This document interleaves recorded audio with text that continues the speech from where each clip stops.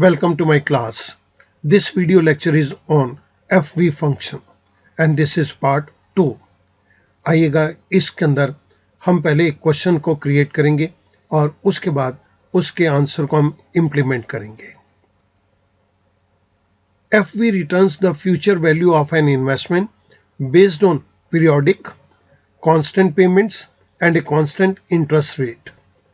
इसके अंदर स्टूडेंट याद रखेंगे कि तीन चीजें इंपॉर्टेंट है.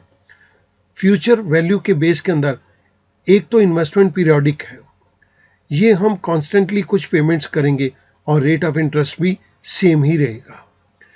इन तीनों पैरामीटर्स के बेस के ऊपर मैंने एक छोटा सा क्वेश्चन जनरेट किया है. आइएगा उस क्वेश्चन को देखते हैं. Mister A deposit ₹10,000 every year for the next 6 years.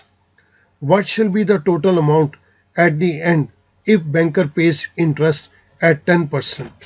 इस केस के अंदर आप यही तीनों चीजें नोट करेंगे कि हम पीरियोडिक पेमेंट कर रहे हैं, हर साल पेमेंट की जाएगी, कांस्टेंट पेमेंट हो रही है फॉर 6 इयर्स.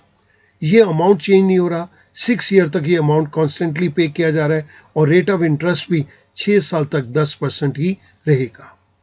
अगर मिस्टर ए 10,000 रुपया 6 साल तक लगातार बैंक के अंदर डिपॉजिट करे और बैंकर 10% रेट ऑफ इंटरेस्ट दे रहा है तो मिस्टर ए को 6 साल के बाद कितना अमाउंट मिलेगा. आइएगा इस क्वेश्चन को हम सॉल्व करेंगे with the help of FV function. इस फंक्शन को टेकअप करने के लिए मैंने कुछ स्ट्रक्चर ऑलरेडी क्रिएट कर दिया है. Deposit every year in the bank, that is ₹10,000. Number of years, it is 6 years.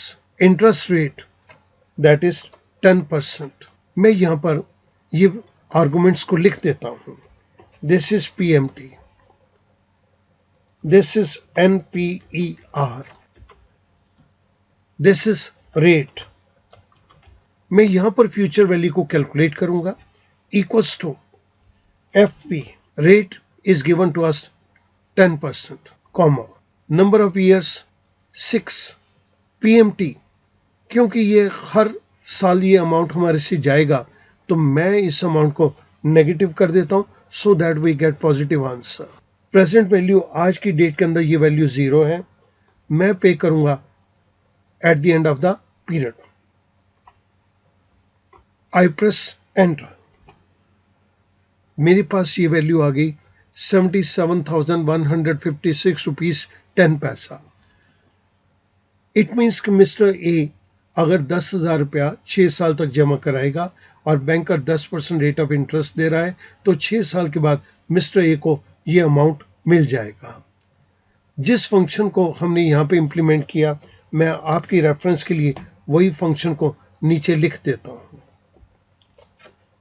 Student, ये तो सॉल्व करना बहुत ही सिंपल हो गया कि कभी भी हमें यह जानना है कि मैं इतने पैसे जमा कराऊंगा, ये रेट ऑफ इंटरेस्ट है, इतने साल के लिए दे रहा हूं तो मेरे को कितना पैसा स्पेसिफाइड नंबर ऑफ ईयर्स के बाद मिलेगा. हम इसको बहुत इजीली कैलकुलेट कर सकते हैं. आइएगा अब हम इसी चीज को FV फंक्शन को जनरलाइज फॉर्म के अंदर कन्वर्ट करते हैं. जनरलाइज FV को बनाने के लिए मैं कुछ इनपुट्स को लूंगा. Let's take 6 years, 7 years. मैं इन दोनों को ड्रैग डाउन कर देता हूं. अमाउंट फर्स्ट केस में 10,000 ले लेते हैं, सेकेंड केस के अंदर 20,000 ले लिया. ओके, इसको ड्रैग डाउन कर दिया. Interest rate, okay, let's start with 6%. Then we have 7%. इन दोनों को भी मैंने फिल हैंडल से ड्रैग डाउन कर दिया. क्योंकि मुझे ये जनरलाइज बनाना है तो मैं यहां पे लिस्ट कमांड को यूज करूंगा. मैंने deposit every year in the bank इस सेल के अंदर क्लिक किया. I go to data tab. Data tab के अंदर डेटा वैलिडेशन के अंदर मैंने अलाउ ड्रॉप डाउन बॉक्स में लिस्ट कमांड को चूज किया और सोर्स के अंदर मैंने ये अमाउंट दे दिया. आई से ओके. मेरे पास यहां पर बहुत सारे ऑप्शंस अमाउंट की आ गई. अब मैं यहाँ पर नंबर ऑफ ईयर्स के केस के अंदर भी मैं एक ड्रॉप डाउन एरो लूंगा. So once again I go to data tab. Data tab के अंदर डेटा वैलिडेशन. डेटा वैलिडेशन के अंदर अलाउ ड्रॉप डाउन बॉक्स में मैंने लिस्ट कमांड को चूज किया और सोर्स के अंदर मैंने नंबर ऑफ ईयर्स दे दिए. आई से ओके. इस ड्रॉप डाउन एरो के थ्रू मैं अब नंबर ऑफ ईयर्स को चूज कर सकता हूं. इसके बाद इंटरेस्ट रेट. यहां पर भी मैं एक ड्रॉप डाउन बॉक्स बनाऊंगा for varying interest rates. I go to data tab. Data tab के अंदर डेटा वैलिडेशन. डेटा वैलिडेशन में अलाउ ड्रॉप डाउन बॉक्स में मैंने लिस्ट कमांड को चूज किया और सोर्स के अंदर मैंने ये डिफरेंट इंटरेस्ट रेट्स दे दी. आई से ओके. आप देख रहे हैं कि ये थर्ड ड्रॉप डाउन एरो ने मुझे रेट ऑफ इंटरेस्ट को चूज करने के अंदर ये मेरी मदद करेगा. सो मैं यहां पर किसी भी अमाउंट को फिक्स अप कर सकता हूं. यहां पर मैं नंबर ऑफ ईयर्स को चूज कर सकता हूं और यहां पर मैं रेट ऑफ इंटरेस्ट को टेक अप कर सकता हूं. Now I will use future value equals to FP parenthesis start. This is the rate. NPER number of periods. Then this is PMT. मैं पॉजिटिव में आंसर चाहता हूं तो मैंने यहां पे माइनस लगा दिया. Comma present value. आज की डेट में तो ये वैल्यू 0 है और मैं पेमेंट करूंगा at the end of the period. I close parenthesis. I press enter.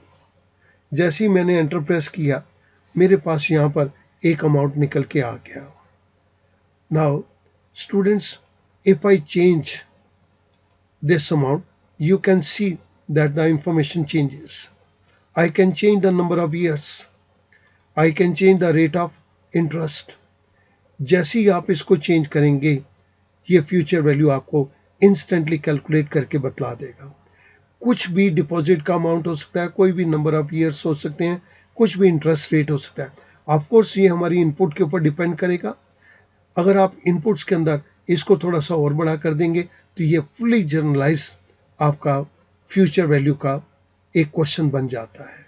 मैंने फ्यूचर वैल्यू के अंदर जिस FP फंक्शन को यूज किया है मैं उसका रेफरेंस आपको दे देता हूं. This is for your reference. मेरे ख्याल से स्टूडेंट अब आपके लिए कोई भी फ्यूचर वैल्यू का क्वेश्चन निकालना बहुत ही आसान है. Thank you very much.